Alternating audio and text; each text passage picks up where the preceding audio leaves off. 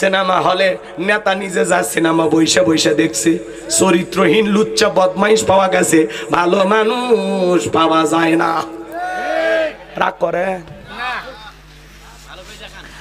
নামাজ যদি বাধ্যতামূলক করা হয়, নামাজ যদি সবাই আদায় করে, এই সমাজে চুরি দুর্নীতি থাকবে না। যে লোক মাথা নত করে আল্লাহকে সিজদা দেবে ওটা চুরি করতে পারবে না, অবশ্যই অবশ্যই। ওই লোকটা দুর্নীতি করতে পারবে না। কথা বলে ঠিক কিনা? আজকে কত ভয়, মেয়েটা কলেজে গেল একা একা ফিরবে নাকি জামাই সাথী নিয়ে ফিরবে, ভয় আসে না নাই? মেয়েটা স্কুলে গেল ভালোভাবে ফিরবে নাকি কারো লালসার শিকার হবে, ভয় আসে না নাই?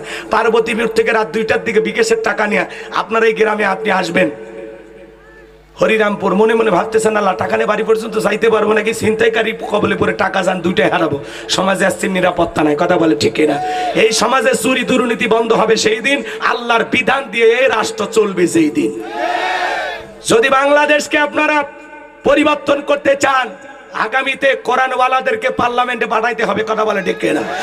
যদি আমরা কোরআনের সমাজ করতে পারি তাহলেই শান্তি, তাহলেই মুক্তি। কথা বলে ঠিক কিনা? তাছাড়া এই দেশের দুর্নীতি, চুরি, লুণ্ঠন, খুন, রাহাজানি এগুলো বন্ধ হবে না। একটা চোরের হাত কেটে আল্লাহর বিধান অনুযায়ী যদি বিচার করতাম, একটা চোর, আল্লাহ কি বলেন? অসারিকু অসারিকাতু ফাকতাউ আইদিয়াহুমা জাযাআম বিমা কাসাবা নাকালাম মিনাল্লাহ। আল্লাহ তাআলা স্পষ্ট জানিয়ে দিয়েছেন, চোর নারী হোক আর পুরুষ হোক, আল্লাহর বিধান, আল্লাহর ফয়সালা, চোর পুরুষ হোক আর নারী হোক, অপরাধ করে সেটা যদি প্রমাণিত হয়, আল্লাহর বিধান, আল্লাহর ফয়সালা, চোরের ডান হাতের কবজি কেটে দাও। একটা চোরের হাত কেটে মিডিয়াতে ফলাও করে যদি প্রচার করতাম, বাংলাদেশের সমস্ত চোরেরা তওবা করে আল্লাহর ওলি হয়ে যেত। তাহলে চুরি বন্ধ করতে হলে লাগবে কার আইন? এই জমিনে আল্লাহর আইন চালু হোক। কারা কারা আছেন একটু হাত তুলে দেখা। লিল্লাহি তাকবীর। আলালাহুল খালক ওয়াল আম, সৃষ্টি যার আইন চলবে সে আল্লাহর। কথা বলেন ঠিক কিনা?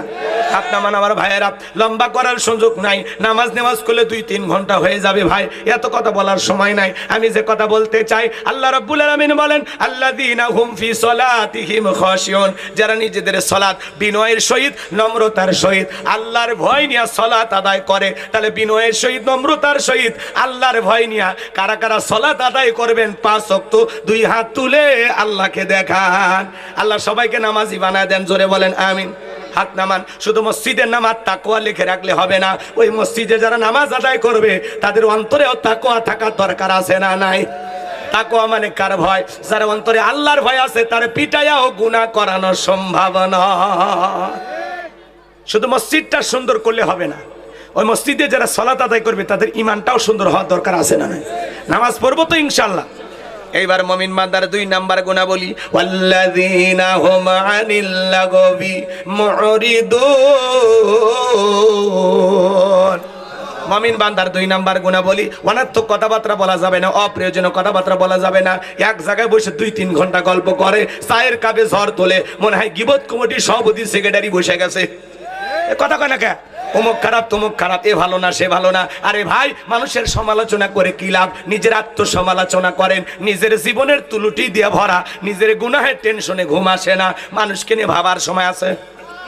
তাহলে যারা সমালোচনা করে, গীবত, পরনিন্দা, সকলখুরি করে, এগুলো করা কি সবের কাজ না গুনাহের কাজ? ছোট গুনাহ না বড় গুনাহ? কবিরা গুনাহ। যারা গীবত করে মৃত ভাইয়ের গোশত খাওয়ার সমান। কথা কন? আপনি মৃত ভাইয়ের গোশত খেতে পারবেন? এটা ঘৃণিত কাজ না? গীবতটা ওইরকম ঘৃণিত কাজ। কথা কন? ভালো হয়ে যান। এটা মহিলাদের স্বভাব ছিল, 4-5 জন মহিলা হইলে এক জায়গায় গীবত করতো, এখন 4-5 জন পুরুষ এক জায়গায় হলে গীবত শুরু হয়ে যায়। কথা কয় না? কথা কয় না? কথা কয় না? তাহলে ভাইয়েরা আমার, এই জবান দিয়ে যা খুশি তাই বলা যাবে না। চায়ের কাপে ফটর ফটর ফটর ফটর করে কি কি কি আপনি মুরব্বী, চুপ থাকেন। আপনি এত কথা কেন বলছেন? চুপ থাকেন। মায়ালফিজু মিন কাউলিন ইল্লা লাদাইহি রাকিবুন আতীদ। বান্দা এমন কোন কথা বলে না যে কথা রেকর্ড করার জন্য আমার ফেরেশতারা নাই।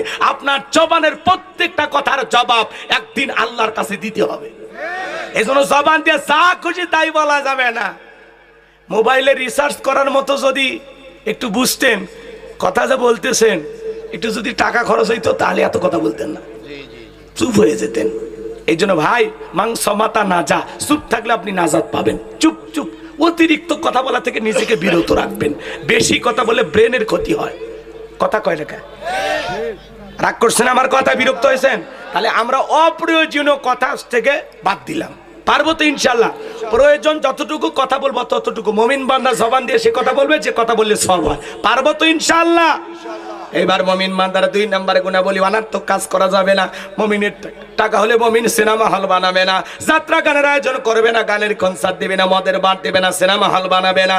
মুমিনের টাকা হলে মুমিন মসজিদ বানাবে, মাদ্রাসা বানাবে, ঈদগাহ মাঠ বানাবে, কবরস্থান বানাবে, তাফসীরুল কোরআন মাহফিলের আয়োজন করবে, রাস্তার মধ্যে ফলের গাছ লাগা দিবে, পুকুরের ঘাট বানায় দিবে, গরিব দুঃখী মানুষকে টাকা দিয়ে সহযোগিতা করবে। মুমিনের টাকা ভালো কাজে ব্যয় হবে, ভালো ভালো কাজ করা লাগবে। আর আমার দেশের বিগত সরকার যিনি ছিলেন 4,500 কোটি টাকা খরচ করে ভাস্কর্য বানাইছিল। 4,500 কোটি টাকা, 1-2 টাকা। আমি জীবনে একসাথে 5 কোটি টাকাও দেখিনি। হ্যাঁ দেখিনি, ওই খবরও দেখছি, ওইটা না, আমার চোখের সামনে যে 5 কোটি দেখিনি।